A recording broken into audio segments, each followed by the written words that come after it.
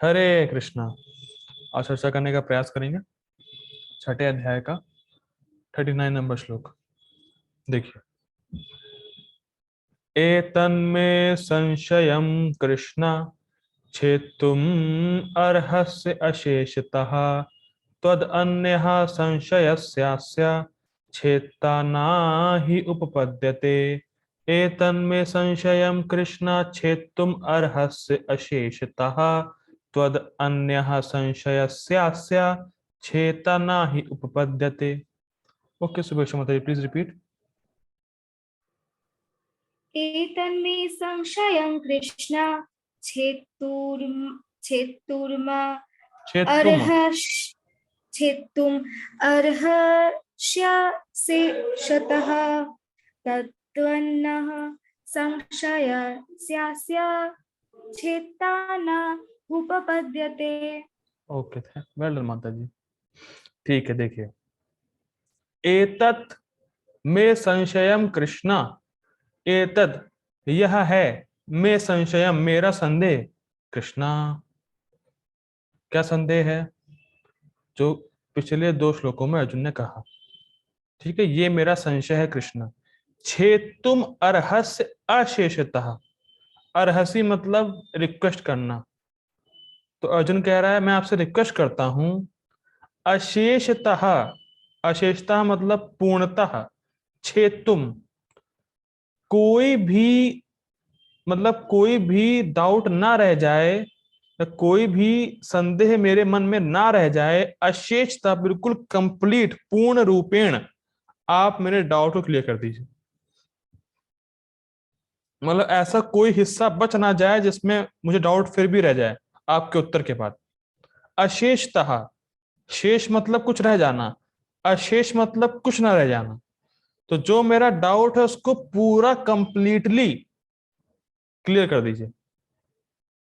अर्हसी, मैं रिक्वेस्ट करता हूं, छेद तुम आप दूर करिए इसको, मेरे डाउट को।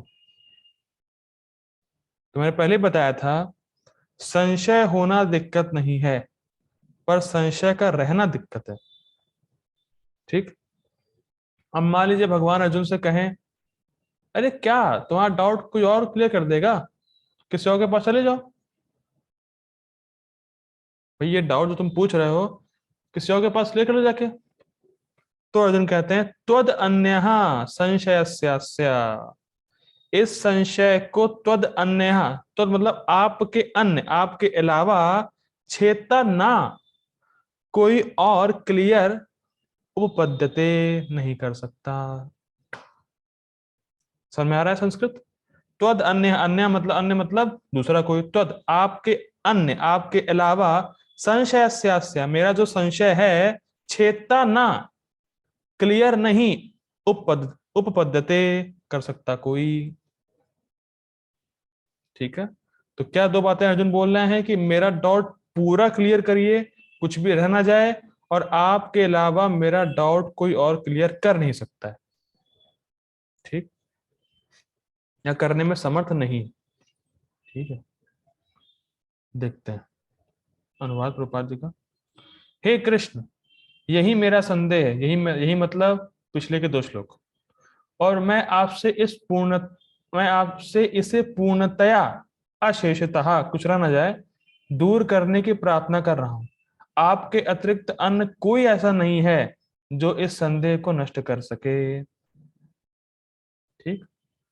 ये तो ठीक है, बड़ी छोटी सी है। देखिए, आपके अतिरिक्त कोई भी इस संशय का निवारण नहीं कर सकता। क्यों भाई? क्योंकि आप सर्वज्ञ हैं, सब कुछ जानने वाले हैं, और सर्वेश्वर हैं। आप सुप्रीम कंट्रोलर हैं। जबकि अन्य, मान लीजिए भगवान कहें अरे बहुत से ऋषि हैं उनके पास चले जाओ, तो यहाँ पे क्या है, जबकि अन्य ऋषिगण सर्वज्ञ और सर्वेश्वर नहीं। सारे ऋषिगण सब कुछ नहीं जान सकते, आप सब कुछ जानते हैं। और सुप्रीम कंट्रोलर नहीं है वो, लेकिन आप सुप्रीम कंट्रोलर। तो इन दो गुणों की वजह से अर्जुन कह रहे हैं कि आपके अलावा मेरा डाउट कोई और क्लियर नहीं कर सकता। क्या? सर्वज्ञ, सब कुछ जानने वाले हैं, टोटल। भगवान सब कुछ जानते हैं और सबको कंट्रोल कर रहे हैं, सुप्रीम कंट्रोलर। ठीक है, तात्पर्य रूपा जी के द्वारा। कृष्ण भूत वर्तमान तथा भविष्य के जानने वाले हैं, सर्वज्ञ का गुण गोपाल जी कह रहे हैं। भगवत गीता के प्रारंभ में भगवान ने कहा है कि सारे जीव व्यष्टि रूप में भूतकाल में विद्यमान थे। ओके आयुषी माता जी, व्यष्टि मतलब क्या होता है? मतलब इंडिविजुअल। Yes, individual. यहाँ पे हर व्यक्ति ये अनुभव कर रहा है कि मैं हूं और मैं दूसरों से अलग हूं। मैं मान लीजिए क्लास दे रहा हूं तो आप लोग सब व्यक्तिगत रूप से अनुभव कर रहे हैं कि मैं क्लास में हूं। ठीक, तो इसको बोलते हैं इंडिविजुअलिटी। तो भगवत भगवत गीता के प्रारंभ में भगवान ने कहा है कि सारे जीव व्यष्टि रूप में, मतलब सारे जीव इंडिविजुअल हैं। ठीक है, भूतकाल में विद्यमान थे, इस समय विद्यमान है, और भव बंधन से मुक्त होने पर भविष्य में भी व्यष्टि रूप में बने रहेंगे। मुक्त होने के बाद भी जीव जीव ही रहेगा, मिलता नहीं है भगवान में। वो जीव अलग रहता है और भगवान की सेवा करता है। ठीक, इस प्रकार उन्होंने व्यष्टि जीव के भविष्य के विषयक प्रश्न का स्पष्टीकरण कर दिया है। अब अर्जुन असफल योगियों के भविष्य के विषय में जानना चाहते हैं। ठीक है, कोई ना तो कृष्ण के समान है, ना ही उनसे बड़ा। असम ऊर्ध्वा, असम सम मतलब बराबर, ऊर्ध्वा ऊपर, असम ऊर्ध्वा, ना कोई सम है भगवान के बराबर है, ना ऊर्ध्वा, ना कोई बड़ा है। कृष्ण सर्वेश्वर हैं, ये गुण बता रहे हैं प्रभुपाद जी यहाँ पे। जो कृष्ण बोल दिए उसको कोई काट नहीं सकता। समझ में आ रहा है? कृष्ण सुप्रीम कंट्रोलर हैं और सबसे बड़े हैं, उनसे बड़ा कोई नहीं है। कृष्ण ने जो बोला वो पत्थर की लकीर, उसको कोई काट नहीं सकता। जैसे एक घटना है, बड़ी सुंदर है मुझे बड़ा अच्छा लगता है।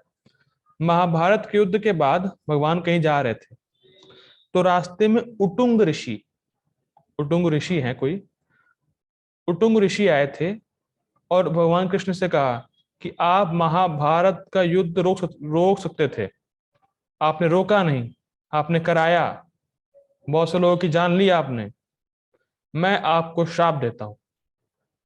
तो बड़ा क्रोधित हो गए उटुंग ऋषि और भगवान को श्राप देने के लिए उद्यत हुए। भगवान तो बड़े मस्त हैं, अपना विराट रूप दिखा दिया। तुम मुझे श्राप दोगे? हैं, तुम दोगे मुझे? भाग्य उटुंग ऋषि बड़ा जबरदस्त लगता है। श्राप देना है भगवान को, भगवान ने विराट रूप दिखाया, भाग गए उटुंग ऋषि। तो कोई भगवान को कंट्रोल नहीं कर सकता।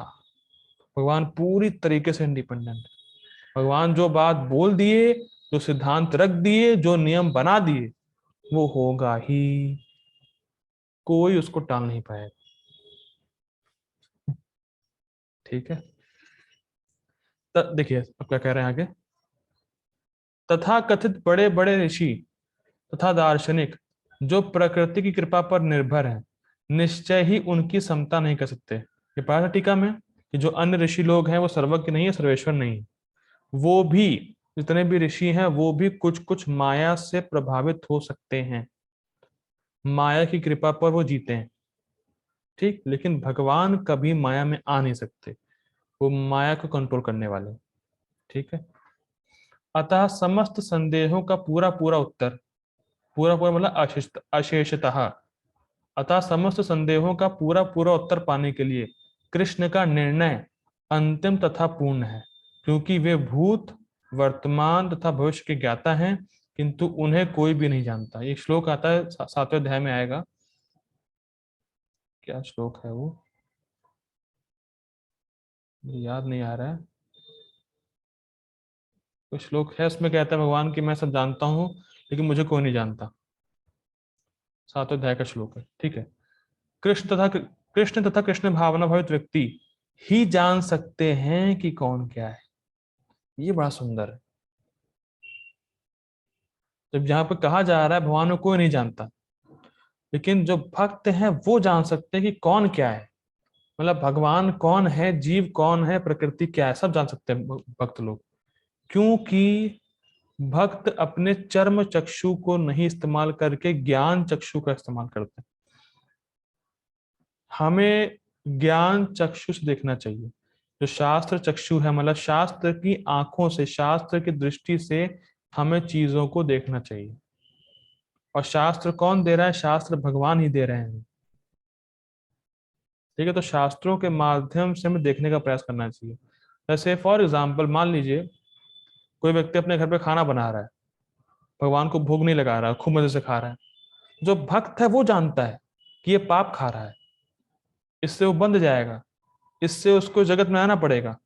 वो देख पा रहा है सिर्फ, क्योंकि उसने शास्त्र को सुना है, समझा है कि जो भगवान को फूड ऑफर नहीं है वो सिर्फ पाप ही है। जो भक्त है वो समझते हैं, इस जगत को ऐसा देखते हैं जैसा वो है। गोपाल जी बोलते हैं to see the things what they are.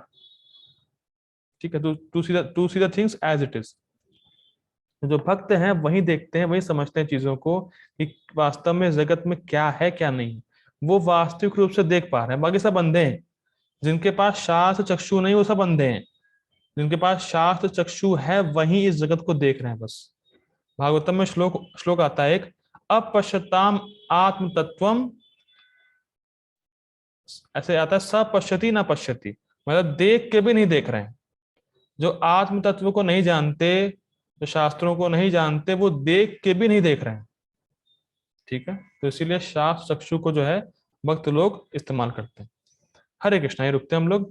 Jagat Guru Srila Prabhupada की जय, श्री भगवद गीता की जय। हरे कृष्ण।